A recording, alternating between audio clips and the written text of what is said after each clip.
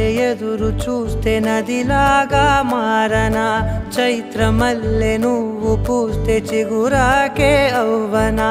నన్నే వరించే యువరాజును అంట నీ యువరాజు